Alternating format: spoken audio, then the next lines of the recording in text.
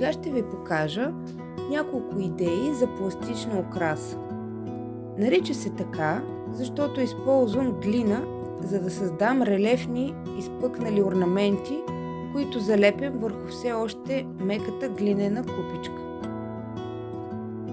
Взимам малко от глината, която си запазих в началото, и ще оформя въженце. Разточвам първо между дланите, а после на масата. Бавно, с умерен натиск. Стараем се да бъде равномерно. Ще се получи дълго въже с дебелина едно пръстче.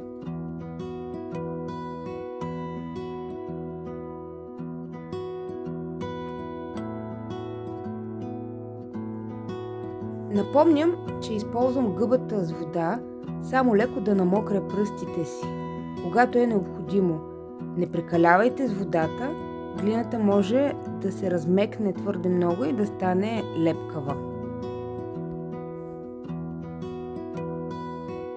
Аз съм намислила да си направя един орнамент двойна спирала. Това е древен символ на кръговрата на живота, Вселената и баланса.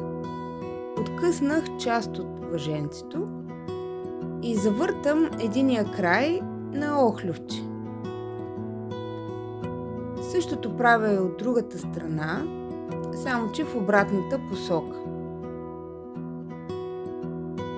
Свързвам ги по този начин и заглаждам.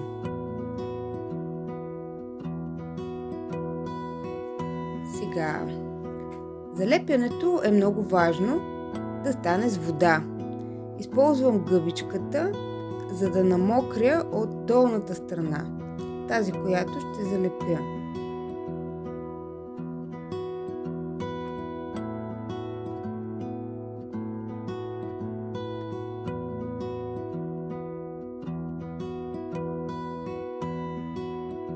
И тогава с притискане залепям към купичката.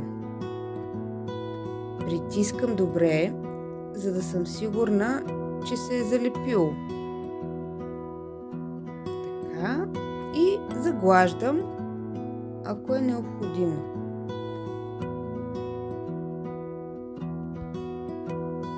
Аз ви показах как оформям и залепям елементите за украса от меката глина. Разбира се, вие може да измислите своя украса. Може да е буква, охлювче, спирала, топченца, слънца, цветя, сърце и много други. Бъдете креативни и се забавлявайте!